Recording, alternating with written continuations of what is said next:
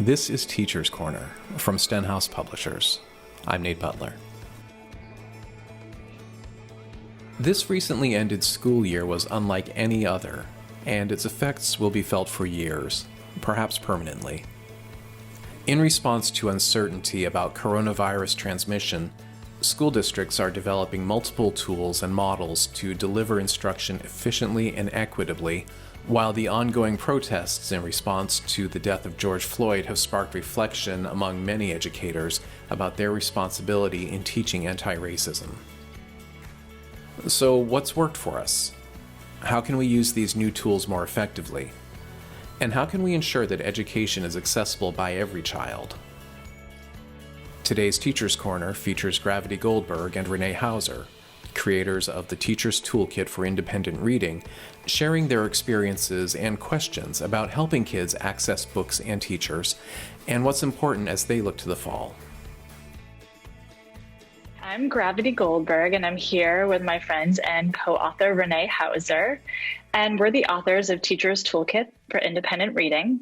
And we've spent the last 20 years as educators, as classroom teachers, working side by side with teachers as staff developers, consultants, and coaches. And we really spent most of our time thinking about questions around independent reading and conferring. And what that looked like day to day was modeling lessons, giving feedback to teachers, participating in inquiry groups, and then being really nerdy and talking about it for hours, whether those hours are on bikes next to one another or on runs or walks together, but sort of, blurring the boundary between friendship and studying our practice. And we took all of that and we created this resource, this toolkit, where we took sort of our most productive and impactful tools and brought them to teachers. And we felt really excited and great about it. And then we had a global pandemic and we pivoted like everybody else. So we still are focused on those same questions, but the context is really different. So we've been thinking about still independent reading, and we've been still thinking about feedback and conferring with readers. And what we've done is we've still been side by side with teachers. We've still been modeling, but we're now doing this over a screen like everybody else. So we've really spent lots of time asking these questions around, well, what does a conference look like when we're using different tools and mediums? And we've talked about access to books, and we've talked about, where do we put our time and attention? And so what we're going to share today is some of what we found in the last few months even around this work around how do we help kids access books and how do we access time and attention with students? What do we prioritize? And what do we want to think about as we head into fall 2020? 20 years, Gravity. 20 years? It's a lot of time. This was the end of my 20th year. Yep. Don't do the math on how old I am. Yeah, I wrote that down. I wrote a big 20 on my notebook. Yeah. Yep. But loving every minute of it, right? Every minute of it. I think probably if I had to rank the questions that we've been getting and we've actually been studying, like the first one is just how do we make sure that all students have access to books and high quality texts they actually can and want to read? So what have you been trying out? What have you been learning? I'm curious to hear. Yeah. What have you been? This question, you're right, has come up a lot in conversations with both educators and with families and caregivers and parents. And so it's been really fun to explore and really kind of open up the boundaries, so to speak, into, like what are the things that we're reading and almost gamifying it a little bit. One middle school that we share in Carteret, New Jersey, the middle school teams were thinking about, each month since the pandemic, they were kind of making it like, let's see if we can, how many like directions of games we can read this month, or can we like next month, like how many in your pantry or wherever you keep your food, what can you read and what kind of text are you reading? Another team of teachers are pen paling it, right? So they're getting kids to write letters, and then the receivers are getting a chance to read one another's, like their peers' work, and how lovely it is to actually get a piece of mail from a peer. And so I think there's some fun fun ways to explore kind of like out of the box thinking, texts that kids are reading. I think it's also teachers are recognizing and are grateful for all of the digital books that are available as well. Those subscriptions are free for the moment, and that's been incredible. But that's also balanced with screen time. So thinking about, just being really careful of how much students and teachers, all of us right now, are on screens. So being grateful on one hand for things like Kindle and Amazon, that those virtual texts or libraries are being opened up, but also balancing it with getting up and moving on your feet and finding text to read, like in your everyday life work. And also, I think public libraries, at least here in North Carolina, the public libraries are starting to phase open. Lots of people are reading stories. So local librarians are a great resource, and also lots of authors are reading their books. So I know we're talking about independent reading, but just kind of fostering that love and habit of connecting to text and connecting to characters and ideas, kind of lumping all together. And I have some schools, I think you do too, where they've gotten really creative, where when families come to pick up food that they're getting, they're having book pickups. And I know, having read recently an article in the school library journal, some librarians who I really, really respect were saying that they recommend literally emptying out school libraries because they do no good sitting collecting dust in a school right now. So what they're doing is they're taking out books and they're having them available. So a family member comes and picks up their food for that day or that week, and they can pick up books. I also know of schools where each teacher got 10 books per student to be able to take from the school library, and they're dropping them off house by house. And they're doing it in a way that's safe, physically distant, and dropping it off. And like you said, also the local libraries, even in New York, where I am, where I would say things have been shut down probably the most, we now have library returns, and they talk about how they sit in the spa, is what my library talks about it. So you return your book, it sits in the spa for a week to sort of, sanitize, and then it gets back in circulation. Right. Yeah. I'm just like in awe of these schools and teachers who have been creative to think about getting physical books in hands in that way. And then one other thing that I've been talking to friends about is how many people want to donate books right now. We know that, book access in people's homes of ownership of books is certainly not equitable. So I have several friends who have started to volunteer to gather up books, sanitize them, and also give those to teachers to hand out, or community centers. And I think part of it is just minimizing the number of times a family needs to go out to get something. So having books available in a place where they're going to go anyway. That's where I feel like food pickups are such a great place to be able to do that. Yeah, Gwinnett County has that. They have bookmobiles from their local library at all their food pickups. And that's been really successful. Another group of teachers in Southern California was talking about having some handy people in their life make the neighborhood lending libraries, near grocery stores, or so even in the neighborhood, but also like in the town. When you mentioned like people gathering books, so it's really incredible. I feel like, as the eternal optimist, to see the silver linings in lots of things, right? That sometimes pain points reveal to us area where we need to work, and this has been a really, really fantastic to see everybody kind of putting their brains together, because they know how important it is for all of us to have access to text, and for kids to really love their reading. And I just also am thinking about, for families who do have the means to be purchasing books right now and be doing that, to make sure we're supporting our independent booksellers, that's a great place to be able to do that. And if people have the means, why not also find if there's a school that's not too far away that might buy 2 of that book? And is there a way that you can ship that to a teacher who can put that in students' hands? Lots of ways, right? When there's a will, there's a way to get text in students' hands. The other accessibility piece, Renee, of course, is access to actually having conferences and talking to students about their reading, which is a challenge in places where there's not always reliable internet or high-speed internet, right? So obviously, if there is, we can get on a video chat and we can have conferences just like we would in school, but we're talking, through a screen. So let's share some of what we've learned and tried out in places where that isn't possible for every family member and every community. Yeah, I think some teachers are thinking about, I'm going back to pen pal, right? Like the letter writing, and the idea of writing to students.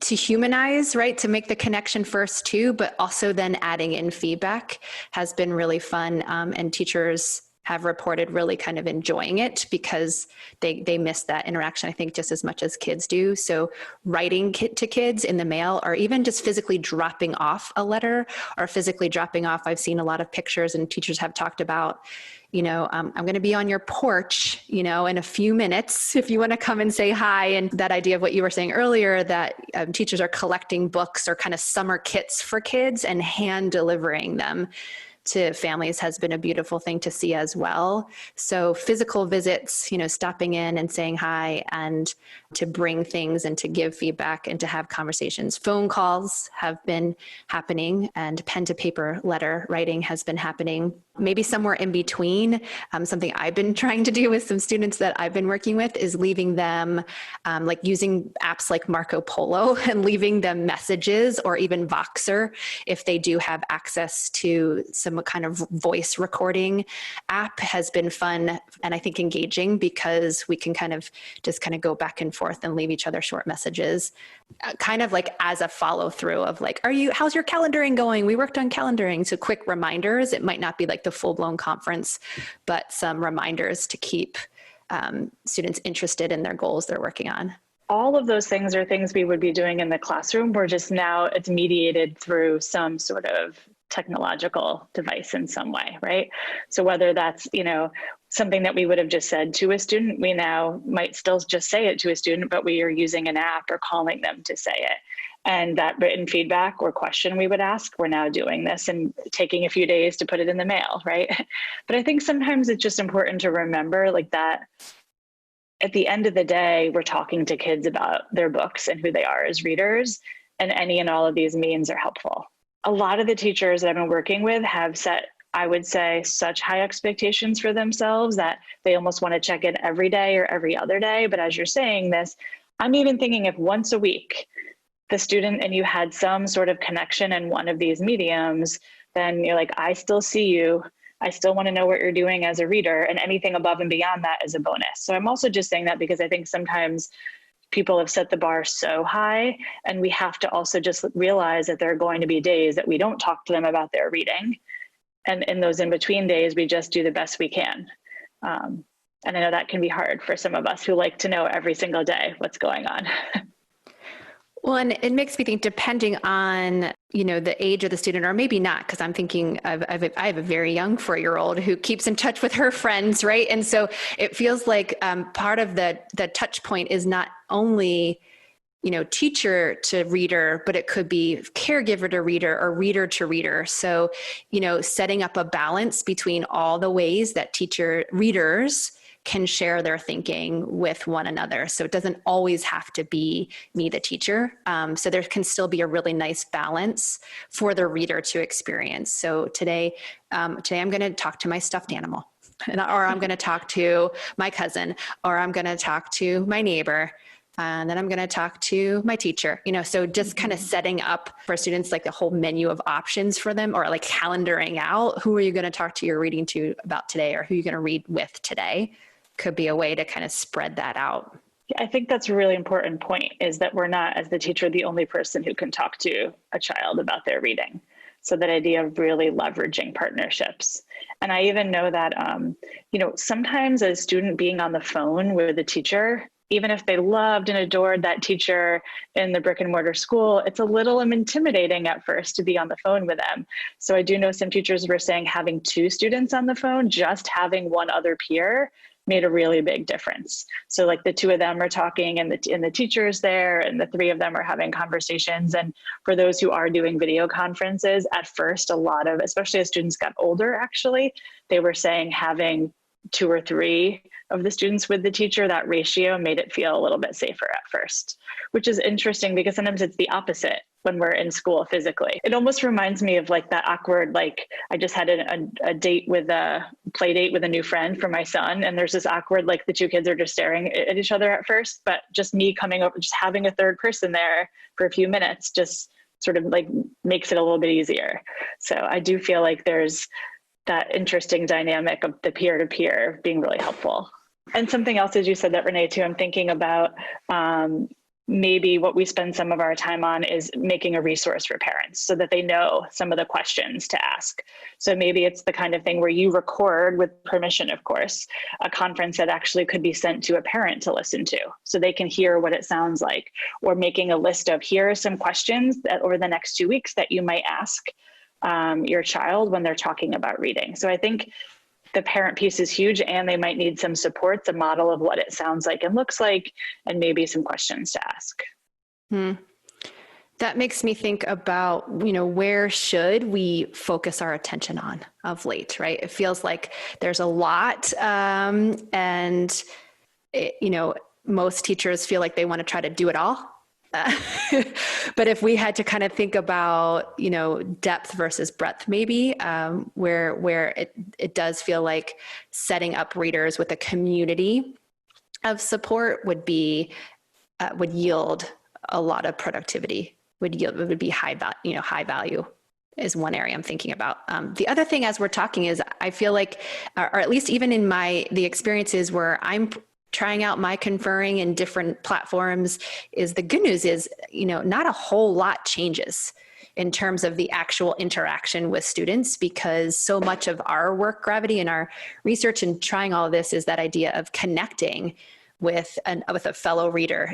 I've been talking a lot about connection over perfection, but the idea of that hasn't been changing. And the gift, I think, in all of this is that when I'm on a call or a virtual meeting with a student or students, a lot is silenced, and I can be a lot more present because the phone isn't ringing off the hook. Somebody's not coming into the classroom. William's not sharpening his pencil. None of those things are bad, but it just has become what we know of in brick and mortar. And it's just why teachers, again, are superheroes, because they can kind of numb one area and focus on the other area. But it's really kind of been lovely to focus on that feedback that we're giving and attention that we're giving to kids, which I would say is important in any learning platform, brick and mortar, virtual, or blended. I think that's so huge right now. As I know, I live with a teacher, my husband, and I've been talking to teachers every day. And one of the things that we're just hearing from everybody is, there's not enough time, because there's the learning curve of just how to be a teacher in a remote learning situation, or an emergency remote learning situation. There's the learning curve of maybe using a platform or a digital tool for the first time, right? And then there's all those issues of access we talked about. And then a lot of us don't have childcare or, family care, and we're trying to figure out how to get our groceries and our medicine and, the many things going on. There's only so much energy we have every day.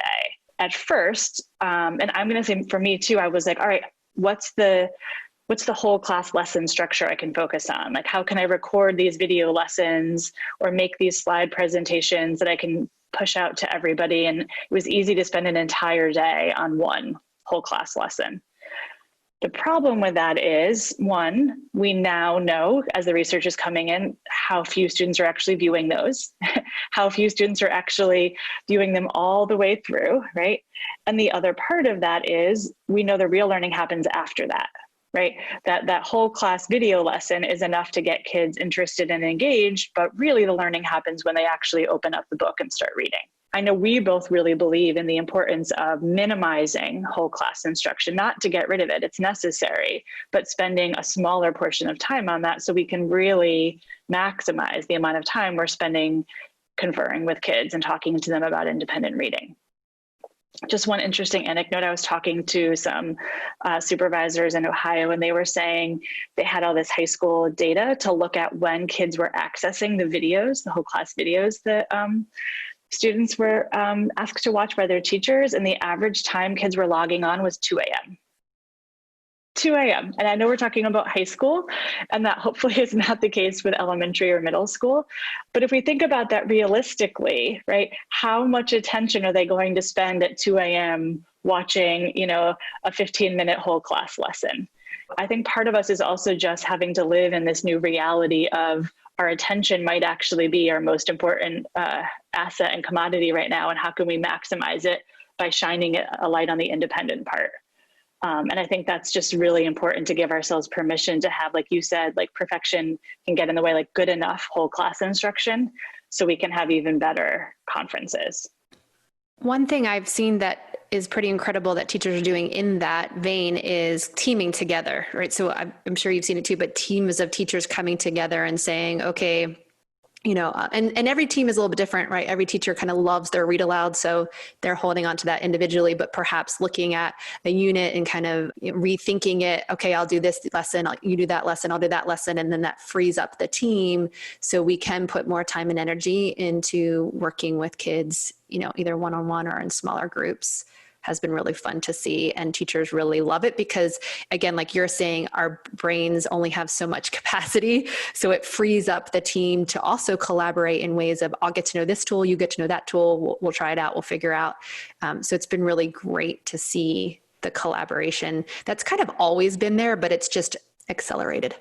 Right. And as you're saying that, I'm thinking about how the word boundaries has come up a lot. And so many people are saying, like, there's no more boundaries, right? My kitchen table is my office and my bathtub is my whiteboard and my classroom where I'm writing on it with an erasable marker. It's, this idea of boundaries going away. But one of the boundaries that's going away too is the my class versus your class. Right. And I think that's a really powerful boundary that's starting to blur, is that like, these are all of our students.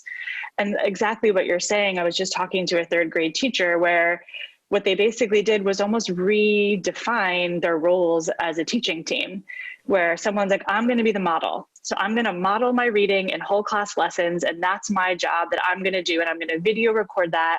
I'm going to get really good at that and own that. And other teachers are like, I really, really want to mentor kids and I want to spend my time conferring with them. And I will take on, the vast majority of that part of it, right? So I think this idea of, it's almost like when we look ahead to 2020 in the fall, when we're going back to school, one of the things that we might be doing is reimagining, like, what does it even mean to be a teacher? And what if every teacher got to really think about, here's my gift, here's my passion, and I'm going to really focus on that. And I think, again, like you've said in the past, Renee, like that's always been a possibility, but now it's almost like a necessity, right, for all of us to do that. So one of the things folks who are listening might even think about is going back to your grade level team and saying, like, hey, who wants to be the lead conferrer, right? Who wants to do this modeling for mini lessons? And it doesn't mean that we can't do all of it, but really like somebody really putting their attention into each of those. And when I think about the fall and I think about school, I have a lot of questions like everybody else, right? Like, we don't know, is it going to be blended, or are we going to be back in person? Will there be alternating schedules? How often will I see students? And, that's probably going to be different in different places and we don't have answers. So I'm almost going to encourage us to ask a different set of questions, right? Which is, how can we maintain these connections? How can we still focus on the individual students and not lose sight of them as independent readers and thinkers, right? And so when we ask those questions, I don't feel so anxious about it because we have all these tools, right? We have the brick and mortar tools, and now we have these ways that we can have conferences and still connect with kids in this digital space. So I think part of it is when the unknown is there, we tend to ask questions about things we have no control over, which can then tend us to get us spinning. But what if we start to ask questions about the things that we do have control over, which is how we show up for kids in any of these spaces, right? And what if the summer was really a time to just be prepared for any of those, of what our conferences might look like? My coach used to say, worry about the things you can control and forget about the rest, right? So it's that idea of, that's hard for us all to kind of live out in a daily life, but thinking about it, but it really comes down to foundational tenets or beliefs, right? Foundations that are at the core of what we believe is important to not only our learning life as teachers, but to students' learning lives. So I think the idea of independence and connection, and then just to add choice, I think would be one thing to think about too. And as I hear you talking about like reimagining teams, I think it's important that we often think about students having choice, but also layering the idea of our team having choice. Like we together as a team, as adults, should offer ourselves choice too, and that we have a choice to rethink our curriculum and how that's going to play out, and our roles and our support and our tools that we can use, and all the while still giving kids choice as well. There's a lot right now that's going on, sending the message that students are going to be so behind, right? That our kids are behind and how are we going to catch them up? And I think that there's a a real danger to that narrative in a lot of ways. I think for one thing, historically, we know that one of the ways that our country is set up in an inequitable way is that this is where tutors and this is where hiring more teachers can happen in some districts and not in others, right? So we know that when someone is quote unquote behind and they are white and they are middle or upper class, then they often have access to resources that people of color often don't, and often at places where they have a less school funding and less, money in their community. I think another part of that that's sort of potentially dangerous is how are we even defining behind, right? So one of, I think, the things that's been brought to the forefront with the anti-racism movement that's been really powerful is the way we even define success must be re-examined and challenged. So if we're defining success in ways that we know are set up in ways to disproportionately affect people of color, then maybe the way that we're talking about behind is often doing that also. So when we think about independent reading, the only real behind is really issues of access, which we talked about earlier. So all students, if they can continue to read and continue to be in connection to the text they're reading and their teachers and their peers and their caregivers, then there's actually, I would argue, no such thing as behind. We know from studies back from 2002 and in 2012 that the summer reading gap is really huge. And the summer reading gap, there was a study done back in 2012 where they looked at students in three categories. There was one set of students who were from lower socioeconomic communities who had no access to books. There was one set that were from middle and upper class that had book access. And then a third was a group that they actually gave book access to groups of kids who didn't before that because of their socioeconomic status have access. And what they found a year later was the group that didn't have access, that all of a sudden was given books, outperformed by 25 points the other two groups. So if we think about this, it's not really an issue of whether we're in a screen or not, right? Whether we're calling kids or not, the issue is whether or not kids actually have books. And so, when we're looking at funding, when we're looking at access, that's really one of the ways that we can really work to level the playing field in this way. I also think we just have to look at who we historically call behind, and we have to look at those demographics, and we have to be able to challenge when it also often falls. Hearing all that, it makes me come back to the power of choice. And when we can choose the books that we give kids access to, right? We've got a classroom library where kids see themselves and there's books like me and not at all like me. So I'm going to round out my whole being through my reading journey. And you and I have talked about this before too. And, reading kind of gives us the power of empathy, right? Of understanding that I'm not the only one going through this. And there are people going through things that I can't even imagine, but I'm going to try to bridge all of that by reading and learning and listening and taking it all in. And we have the choice as teachers, we come back to our teacher choice of what books we share through reading aloud to kind of give kids all of those experiences and journeys. And also, hopefully, as we build our classroom libraries, whether that's in brick and mortar, digital, or both, to have an array of books that represent all humans' perspectives. The Teachers Toolkit for Independent Reading is available at stenhouse.com. You can learn more about Gravity and Renée at their sites, gravityandrenee.com, drgravitygoldberg.com, readwritethinkwithrenee.com, and their Twitter, at drgravityg and at Renée D. Houser. I'll leave the links for you in the description. And that wraps up another episode of Teacher's Corner. Check out our website at stenhouse.com where you can find podcast archives, book previews, study guides, and more. If you haven't done so already, we'd appreciate it if you can take 1 minute to give us a review at Apple Podcast, Stitcher, or whatever podcast player you use.